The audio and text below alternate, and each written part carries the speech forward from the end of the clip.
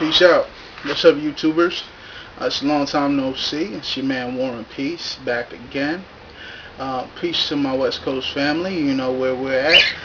We're speaking to you now from cooler Northern California. Praise be. First off, a lot of things have transpired since the last time I've made my video. We have a new Democratic electoral president and Barack Obama, his running mate Joseph Biden, his VP.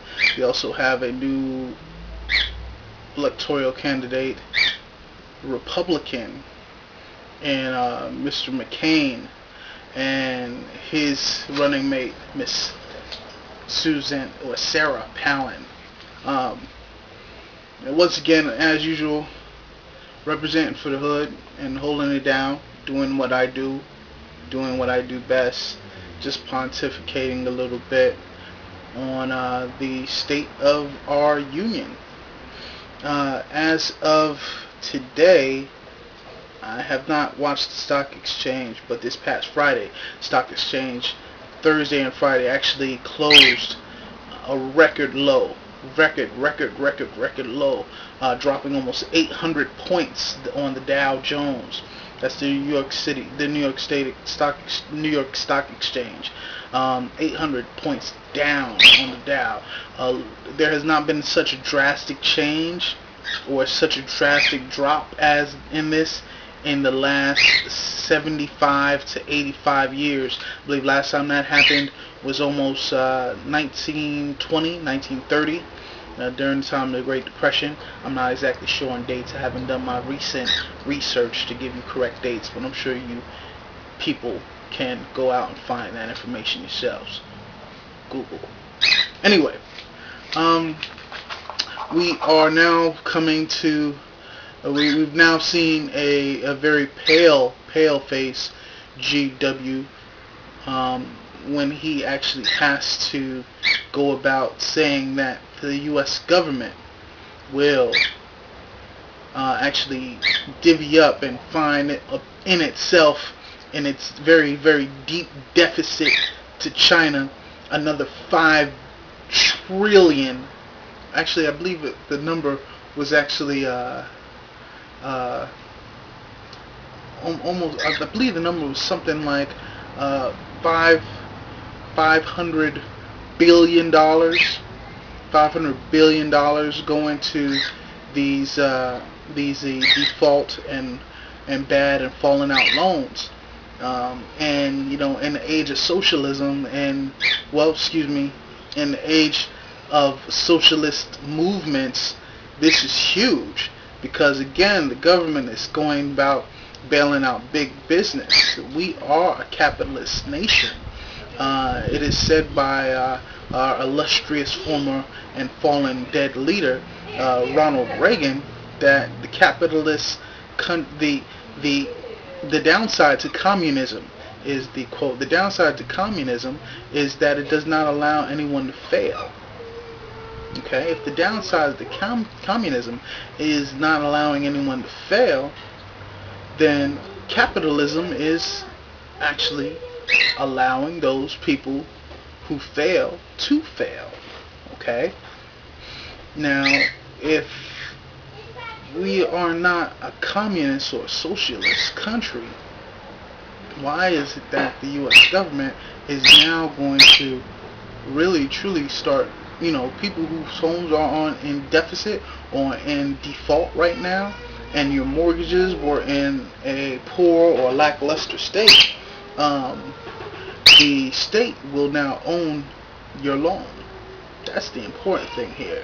So keep in mind that we are coming to a point, you know, there was 2 major scares. There was a scare in security, and now there's a scare in the economy.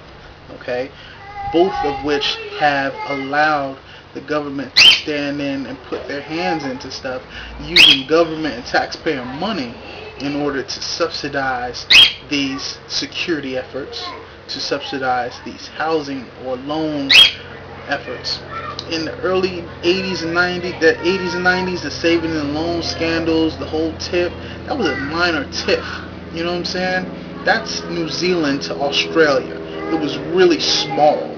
Okay, we're talking about, New Zealand and New Guinea area that, when savings and loans went under, it was a couple of major corporations or a couple of major lending houses that really needed U.S. help to get these loans back up and running.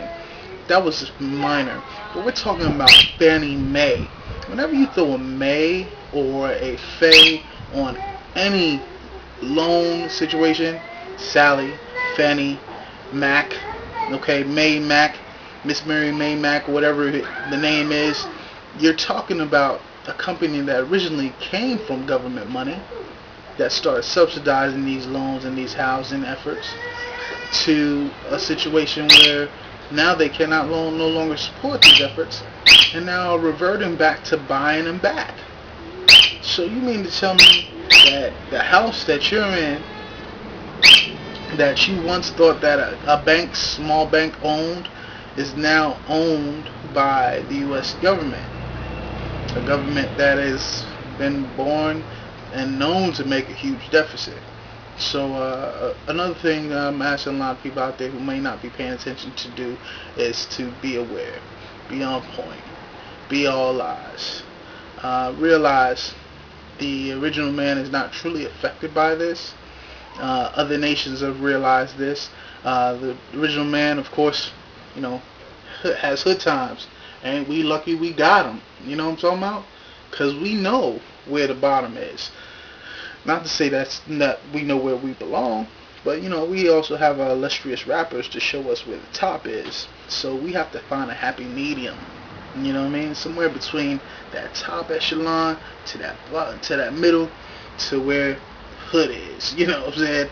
Because where the hood is way different than where everybody else wants or thought they were when their houses were skyrocketing in value. That $250,000 house in the hood turns into a cool mill overnight, and you taking out secondary loans.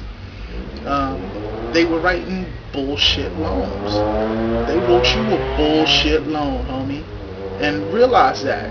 And realize that within your means, a $250,000 house is not within your means. They shot you a dream. They said, this house is worth way more. Take out some more money. You need it, don't you? Pay off some of your credit card bills. But nah, you ain't pay your credit card bill off. You bought that new Escalade. You went out and bought the new 20-inch rims. 22, 24, 28-inch rims. You know what I mean? You wrap them in Yokohamas. You know what I mean? As you may notice, recently, the family that moved out here in Northern California has invested in birds. We got some cockatiels out here. Very important. Birds are very hypersensitive to earthquakes. Keep you on point. Be on point. Be all eyes. Peace. Warr'n out.